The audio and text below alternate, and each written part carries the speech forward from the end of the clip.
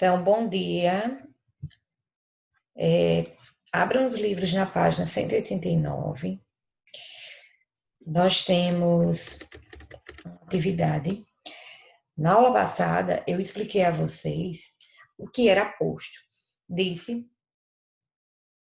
que há uma diferença, gente, muito grande em sintaxe e morfologia. Morfologia tem a ver com o que a palavra é. Tem as 10 classes gramaticais, se ela é conjunção, preposição, substantivo, adjetivo, o que ela é. Morfologia é o que ela é. Já sintaxe tem a ver com a sua função. Objeto direto, objeto indireto, complemento nominal, predicativo, adjunta nominal e por aí vai. E dentre essas funções sintáticas, nós temos uma que é chamada de aposto. O aposto, ele é uma função sintática e ele tem como função o quê? Explicar ou resumir o que foi dito antes. Então, ele explica, resume, especifica. A partir disso, vamos tentar responder a atividade todos juntos e entender melhor como se dá essa função sintática. Na página 189, nós temos um texto. Mariana, poderia fazer a leitura?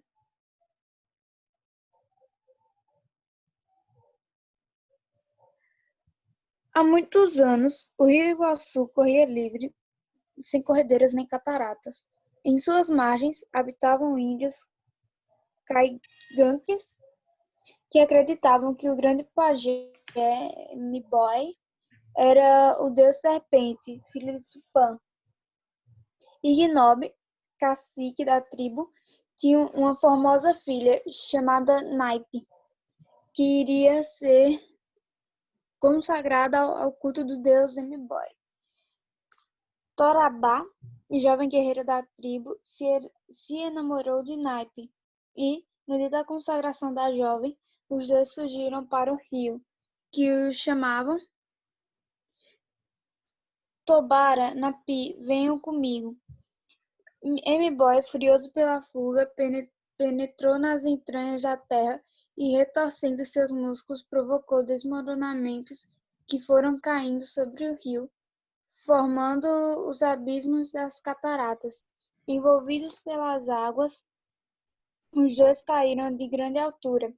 Torabá transformou-se numa palmeira e Naipe numa rocha junto da grande cachoeira. Vigiados por M'Boy, os dois índios permanecem ali, eternamente enamorados. Ela disse que não está conseguindo ouvir direito. Deixa eu ver aqui. A Eva disse que não. A Emily disse que não dá para ouvir a senhora. A internet dela, vou colocar aqui. É que página, professora? 189. Pronto.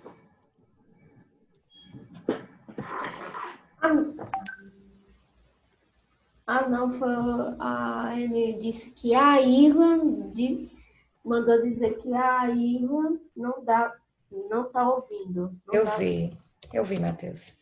Eita, foi toda bagunçada a mensagem. É melhor assistir pelo YouTube. Peraí, eu fui tentar digitar isso, só que houve uma bagunça aqui. Deixa eu digitar direitinho. Quer que eu... Não, deixa que eu coloco. Deixa, Matheus, eu vou explicar. Tá.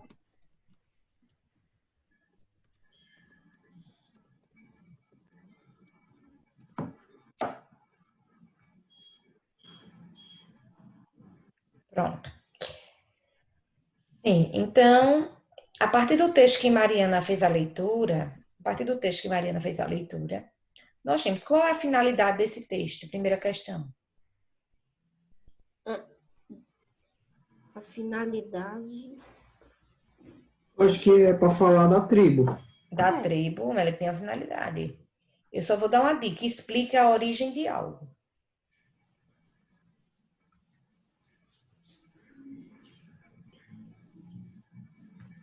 Gente, eu vou ler novamente, eu quero que prestem atenção dessa vez, ó. Há muitos anos, o rio Iguaçu corria livre, sem corredeiras nem cataratas.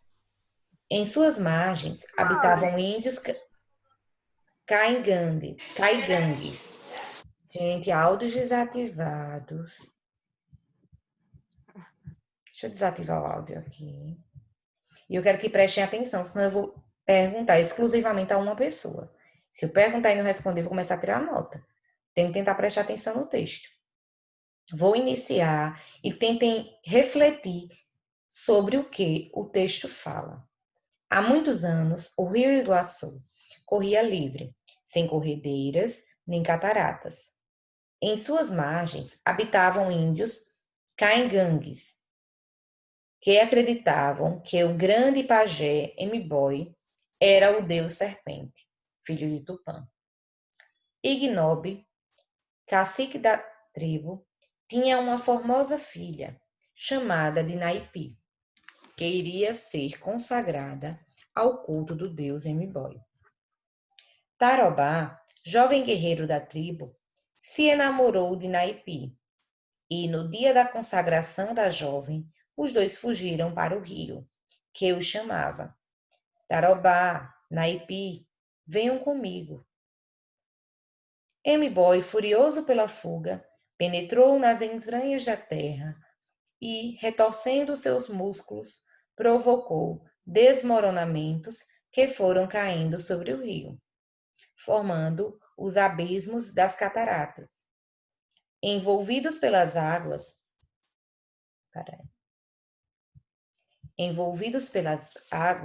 os dois caíram de grande altura. Tarobá transformou-se numa palmeira e Naipi numa rocha junto da grande cachoeira. Vigiados por M'Boy, os dois índios permaneceram ali, eternamente enamorados.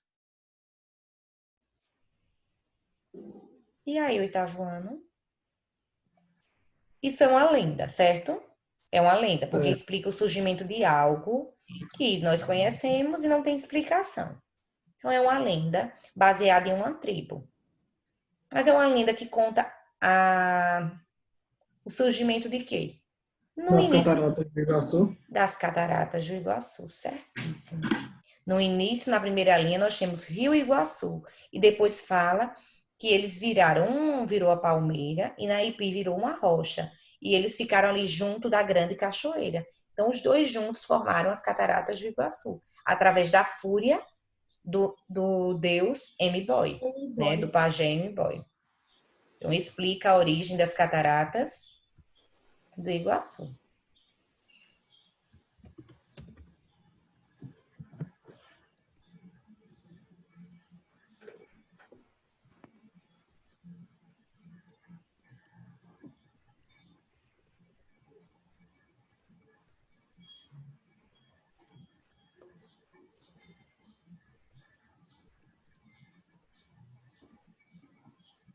Explica a origem das cataratas do Iguaçu. Segunda questão, Matheus Góes. Segunda questão. Analisando a estrutura e a finalidade desse texto, podemos afirmar que se trata de um relato de experiência, uma fábula, uma lenda, um artigo expositivo ou um texto teatral. Já dei a resposta. Uma lenda. Uma lenda, gente, por quê? Primeiro, vocês sabem que na lenda nós temos normalmente, aborda normalmente a origem de algo, o surgimento de algo. A estrutura da lenda é narrativa, ou seja, conta a história de algo que se passou. E ela tem como característica principal contar a origem de algo que nós não conseguimos explicar. Algo místico, algo misterioso, que tenha um Deus. Então, é uma lenda, letra C.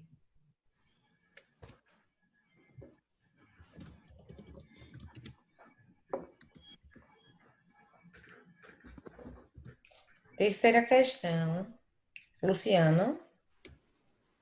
Nesse texto, podemos identificar que tipo de narrador? Observador. Vamos ver. Narrador. Nós temos quantos tipos, 8º ano, de narrador? Como é mesmo Então, o O observador? E aquele observador, que... o personagem. É, o personagem. Só dois? Não, tem três, Não, vamos ver. tem mais, só que eu não lembro não. Oitavo ano. Vamos recapitular, ó. Deixa eu colocar aqui, deixa eu escolher outra cor. Pronto. E desse lado eu vou explicar. Nós temos os narradores, ó. Narrador. Os narradores, nós temos os de primeira pessoa, os que narram em primeira pessoa, e o que narra em terceira pessoa. A Amy disse O que narrador. narra em primeira é chamado de narrador personagem, né? Sim. É. Narrador personagem. E já em terceira pessoa, nós temos dois tipos. Nós temos o observador, que foi o que vocês disseram, e temos o Onisciente. onisciente, como a Esther falou aqui no bate-papo também. Temos aqui o observador e o onisciente.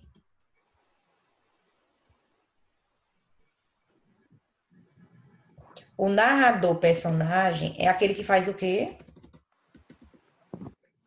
E é o personagem, ele É conta. aquele que Participa participa. da história. Participa da história. O narrador observador é aquele que faz o quê? Ele Observa. conta. Ele Observa. Conta. Ele conta, mas não participa. Que nem o- Apenas, vou colocar assim. Conta. E o onisciente?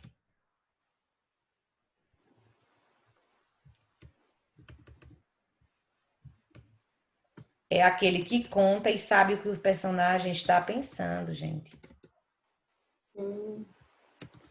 Onisciente conta e sabe dos.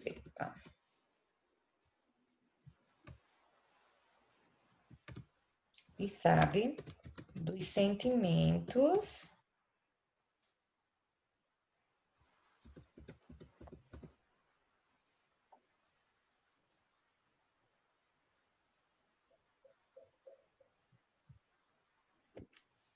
deixa eu tentar colocar aqui para ficar melhorzinho.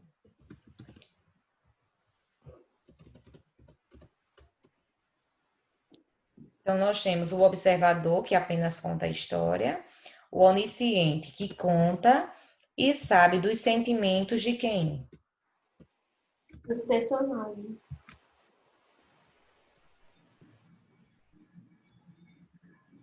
Dos sentimentos dos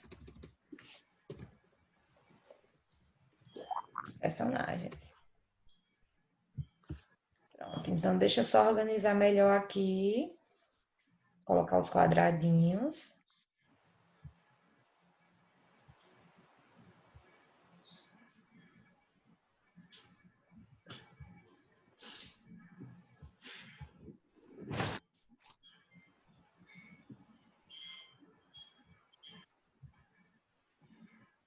Pronto.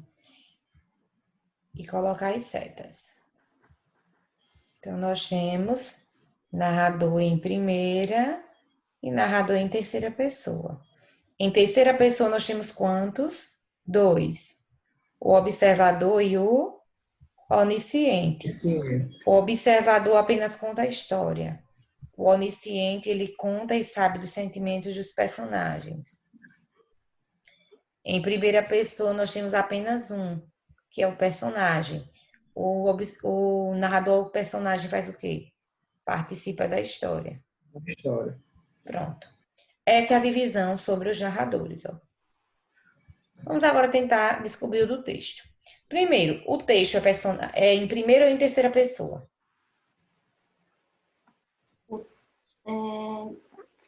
Terceira. Terceira. Terceira. Então, se o do texto ele é em terceira pessoa. Ele só pode ser dois tipos. Um dos dois tipos, quer dizer, ou observador ou onisciente. Vamos tentar ver se ele consegue descobrir, se ele sabe os sentimentos do personagem. Porque tem uma parte aqui dizendo que M-Boy é furioso pela fuga. Aí tá dizendo que ele ficou furioso. Ele Aí eu ficou acho que é. furioso. Então já fala de algum sentimento aqui que ele sabe. Tem mais alguma parte, gente, que mostra de algum sentimento, de alguma coisa muito íntima do personagem que Eu o... acho que não, professora. Eu acho que não. Peraí, deixa eu ver.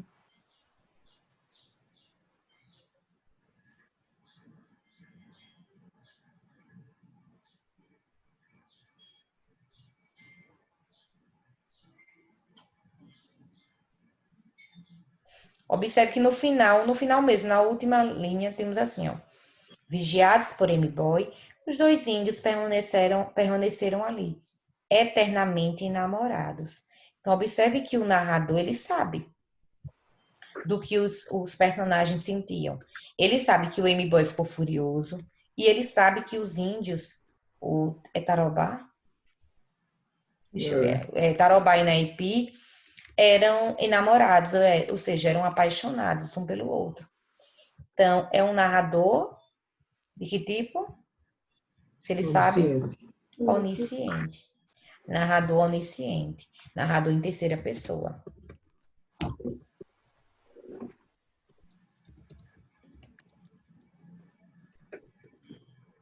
Professora, quando as aulas presenciais pararam, qual foi a primeira atividade que a gente fez, assim, aula online? Ótima pergunta, Mariana. Mulher, já tem muito tempo. Não sei te dizer. Eu posso ver e te dizer, mas agora eu não lembro. A primeira atividade que fizemos, a primeira aula que tivemos online, eu sei que foi em abril, porque nós tivemos férias, né? Ou Eu se sei que eu foi vou em botar abril, no mas canal do YouTube, eu coloco pra começar pelos mais antigos. eu sei que foi, mas eu posso. Pode ser. Apesar que há Começar mais ou algumas. menos quando as aulas presenciais? Oi? Vai começar mais ou menos quando as aulas presenciais? Não temos prazo, Júnior. Não sabemos nem se voltará esse ano. Este ano. Eu não quero que volte. Eu não quero que volte. A gente vai ficar em quarentena até o fim de ano. Ninguém sabe, É que provavelmente. mais a gente tava falando que ia voltar em agosto e de agosto passou pra setembro, agora não é em outubro. Ninguém sabe. Gabi, ninguém sabe. Todo mês fica se volta, não volta, mas ninguém sabe por quê. Foi a Ana que disse que ia voltar em setembro. Depois agora a gente não Sim, sabe. mas aí a culpa não é da Ana. Vocês têm que entender que a Ana não tem culpa, porque não é ela que decide se volta ou não volta. Quem decide é o sindicato. Ninguém tá botando culpa na Ana, Não, eu não, tô só professora. A explicando. gente tá dizendo que a Sim, Ana disse que ia voltar em setembro, mas ninguém sim. sabe E eu estou agora. explicando a vocês que a Ana não tem culpa. Por quê? Quem decide se voltamos ou não voltamos, é o governo. O governo, tanto do estado quanto o governo nacional também. Não tem como voltarmos. Em que cidade do Brasil as aulas voltaram? Já. Eu acho que nenhuma. Entendeu? Então, imagina aqui em Alagoas, que ainda tem casos, ainda estão acontecendo mortes. Não tem como voltarmos com o risco, porque a escola, gente, é um ambiente mais complicado. Não tem como voltarmos com o risco de adolescentes e crianças estarem tirando e colocando máscaras, um abraçando o outro, um beijando o outro, não tem como. Então, para voltarmos, teria que cumprir as normas. Para isso, não poderiam todos voltarem ao mesmo tempo. Exemplo, um terço dos alunos estudaria um período, outro terço estudaria outro período. Então, não seriam todos ao mesmo tempo como era antes. Quero que vocês entendam que se as aulas voltassem hoje, não seria nunca como era. Vamos ter que diminuir a capacidade de alunos por turma, ter uma distância entre uma banca e outra, todo mundo usando máscara, todo mundo usando álcool em gel, aqueles tapetes para limpar os pés, com água sanitária ou algum outro produto que tire, que limpe o vírus ou algo do tipo. Então, é muita coisa, é muito trabalho. E é muita coisa a se pensar. Porque imagine, em alguns países, já as aulas voltaram e tiveram que ser suspensas. Por quê? Porque os adolescentes e as crianças começaram a ter um alto índice de contágio, de contaminação. Então, não adianta voltar para depois todo mundo se arrepender, né? Do mesmo jeito que tem gente que tem e não tem nada, tem Covid e não tem nada, tem gente que tem, fica internado e morre. Então, não tem como, ninguém é Deus, não tem como ninguém diferenciar quem vai morrer, quem vai viver, quem vai ser infectado ou não. Por isso que a gente tem que esperar. A Ana diz, porque ela está naquela expectativa, ela está esperando ansiosamente que todos voltem. O que queremos? Voltar, que tudo tem que se normalizar. Mas também não adianta voltarmos se não tivermos todos os meios de segurança, se não tivermos como cumprir. Certo? Então, ninguém sabe, não tem como hoje eu dizer para vocês que sabemos qual vai ser o dia de volta. A expectativa era para setembro, já não é setembro mais, é outubro. Pode ser que quando chegar em outubro, a expectativa seja novembro ou dezembro, e pode ser que seja só ano que vem. Então, por isso que vocês têm que se dedicar ao máximo às aulas online, porque vocês estão sendo avaliados nelas. Aí tem gente que não assiste aula, que não participa, que não faz trabalho, que não faz prova. Como é que vai passar de ano? Não tem como. Então, para passar, tem que fazer as atividades. Por isso que é muito importante a participação de vocês. E quando não puderem, mandar uma mensagem, avisar, explicar o porquê. E o bate-papo está pegando fogo, né?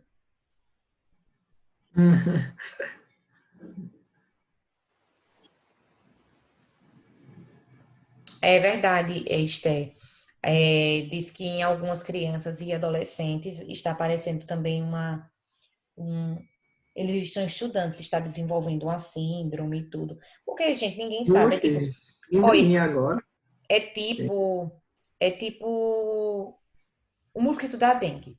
Iniciou com a dengue, depois chikungunya, depois zika, depois veio aquela questão da microcefalia, de que quando picava mulheres grávidas, a criança nascia com microcefalia. Então, observe a bagunça. Esse vírus, ele é muito recente, então não tem como. Não tem um estudo dizendo se vai ter alguma sequela, se quem pegou vai desenvolver algum tipo de mutação, algum tipo de problema. Então, não tem como, nesse momento, sabermos quais são os riscos. E agora também que quando chegar a época do mosquito da dengue de novo, o mosquito pode fazer pegar uma pessoa que já está doente de coronavírus e fazer uma mutação do vírus da dengue com coronavírus. Aí, Tudo é sei lá. possível, exatamente, tudo é possível. Ninguém sabe ainda nada sobre isso. Então, por isso que o ideal é termos muita cautela para podermos voltar à sala de aula. Já que uma vez voltando, não tem volta, né? Não tem volta, então devemos ter cuidado em relação a isso. Mas é tudo no tempo de Deus, vamos esperar. Quarta questão. Quando se passa a narrativa? E é Matheus Barbosa, tenta achar no texto a parte que mostra o tempo da narrativa. Se tem alguma expressão que mostra o tempo.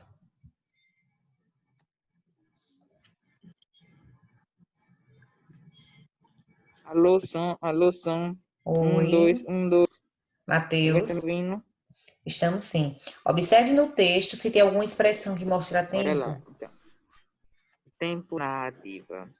Há muitos anos, o rio Sul corria livre, Matheus não é para ler, para tentar sem achar. correr, Na mente, tenta achar na mente. Logo no início do texto, Matheus. Temos a adjunta adverbial de tempo. Qual é? há muitos anos. Há muitos anos, muito bem. Há muitos anos é a adjunta adverbial de tempo. Então, é uma expressão que mostra onde se passava. Você pode dizer, professora, mas não diz exatamente onde se passava. Quando se passou, no século tal, no ano tal. Não diz. Mas quando você sabe que é há muitos anos, já dá para situar no tempo. Não é agora. Aconteceu há muito tempo. Então, há muitos anos. Gente, sabia que é inadequado vocês colocarem assim, ó, atrás, há muitos anos atrás? Se é há muitos anos, é lógico que é Atrás. Atrás. Então não coloca. Nem tipo, há 6 anos atrás. Não. Se é há 6 anos, é atrás. Então, sempre que você falar de tempo, é esse A com H. A. O A que se refere a tempo é esse. Há 6 anos, há muito tempo. Nunca usem um atrás junto com esse A, porque é inadequado. Quinta questão. Lara. Lara está na aula. Estou. Faça a leitura, por favor, da quinta, Lara. Transcreva do texto o termo que o narrador utiliza para explicar quem era o personagem Ignob. Ignob. Ca- Ignob. Cacique da tribo? Cacique da tribo. Muito bem. Ignob, ele era o cacique da tribo. Cacique da tribo. Clara, leia, por favor, a sexta.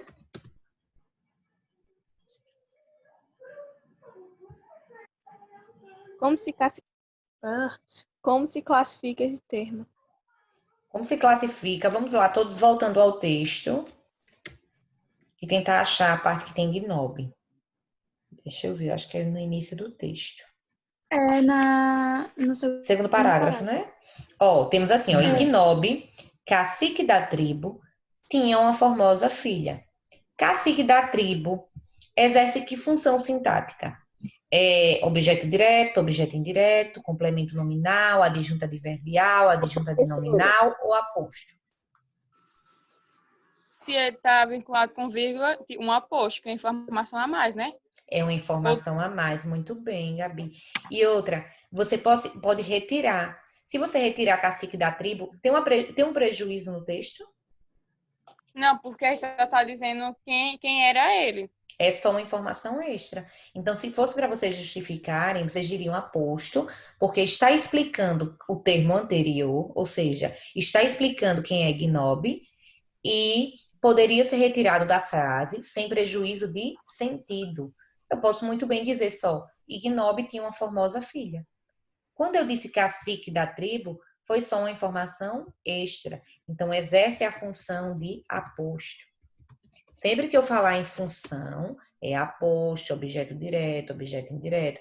É função sintática. Exerce a função de aposto. Gabi, sétima questão.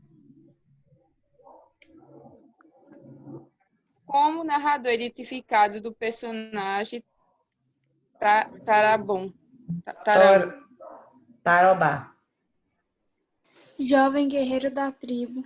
Jovem guerreiro da tribo, muito bem.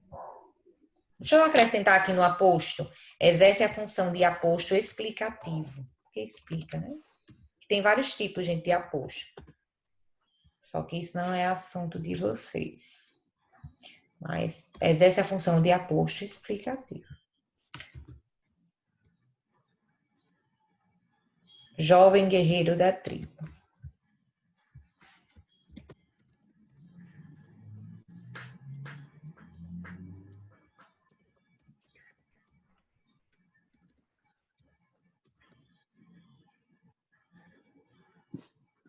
Oitava questão. Carlos. Oi. Leia, por favor, a oitava. Certo. No primeiro parágrafo do texto, podemos afirmar que a palavra livre indica, letra A, uma qualidade do rio, letra B, o modo como o rio corria, letra C, uma característica do rio, letra D, o dia em que a ação ocorreu, letra E, um problema do rio. Eu tô entre a B e a C. Quando diz que o rio corria livre, é qualidade ou é modo? Eu botei modo. Não é um modo? O modo como ele corria, um modo livre. O modo livre não seguia uma certa sequência. Professora, Oi. Na quinta questão, a senhora botou a resposta. Cacique da tribo. É com TTIBO, é? Não. Erro de digitação. É o R. Tribo. Tribo, agora sim. Obrigada por avisar. Então, oitava questão, letra B.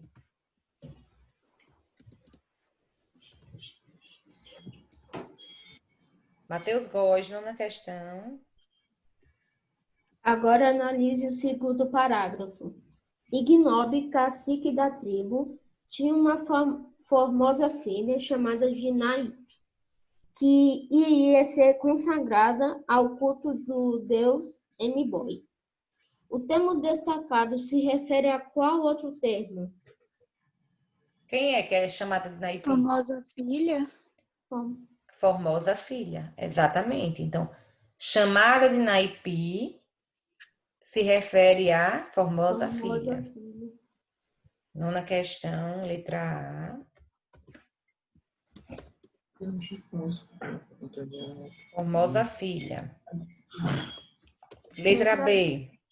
O termo destacado expressa um atributo permanente ou passageiro do termo a qual se refere. Chamada de Naipi é algo permanente ou passageiro? É uma característica permanente? Permanente, né? Se é um nome. Agora, se você dissesse assim, está bonita, é passageiro, porque ela está. Mas chamada de Naipi é algo permanente, é um nome.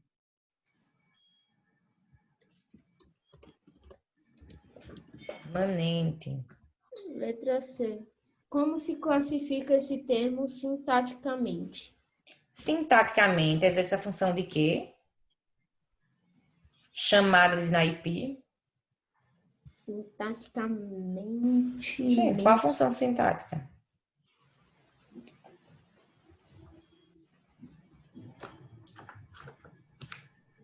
Oitavo ano.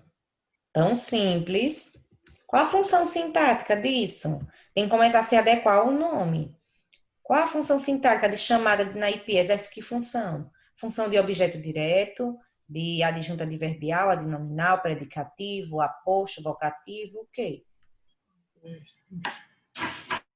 Chamada de Naipi. Exerce que função? Eu sou oposto, porque tá com Aposto. vírgula. Muito bem, está virgulado e está explicando o termo anterior. Qual é o termo anterior? Anterior, então é oposto. Formosa filha, exatamente. Se está explicando Famosa filha. o termo anterior, formosa filha, é um aposto. Aposto explicativo também. Então, na letra C, nós temos um aposto explicativo.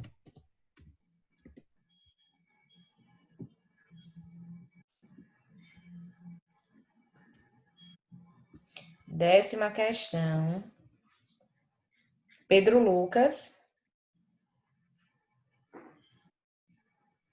Dá minha vez, professora. Dá sim. Assinale o único item em que o termo destacado não é aposto. Letra A. Só desejo uma coisa, que vocês sejam aprovados. Letra B. Nada impedia seus planos, de tristeza, dores e sofrimento. Letra C. Nossos atletas, os melhores do mundo, elevaram bem alto o nome do Brasil. Letra D. Ele conseguiu ser aprovado, o que alegrou muito seus pais. E letra E. Procuro sempre os melhores lugares. Qual é a alternativa em que o termo destacado não é aposto? Oitavo ano. Letra A. Olha, eu acho que a letra E.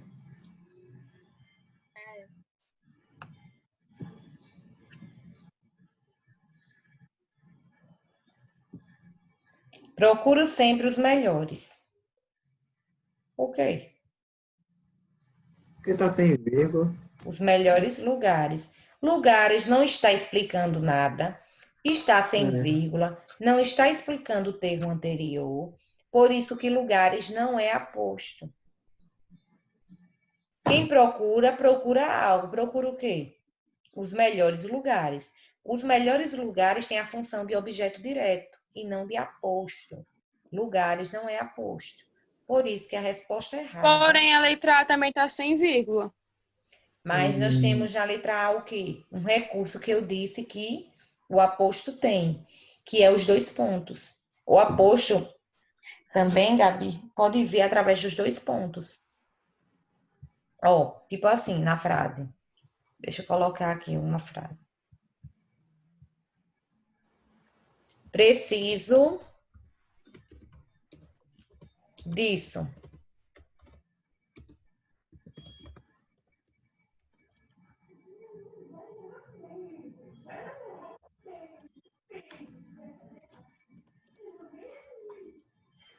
Ô, professor, o meu de repente saiu por causa que faltou um pouquinho de energia, mas depois voltou rapidinho.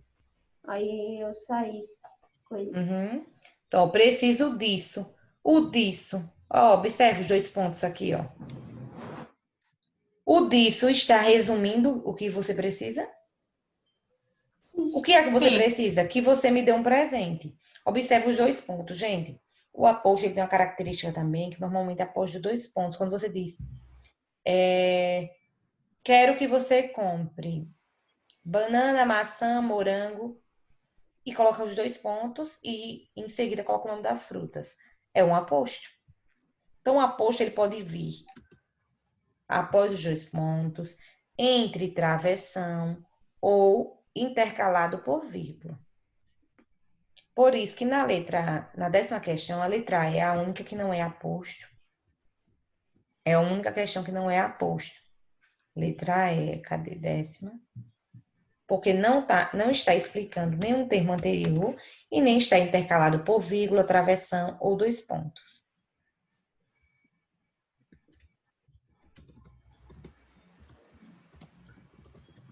Letra E, 10ª questão.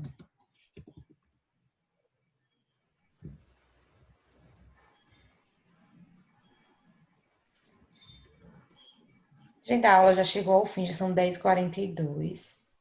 Quarta-feira nós terminamos a correção da atividade. Eu vou finalizar a aula. Não tem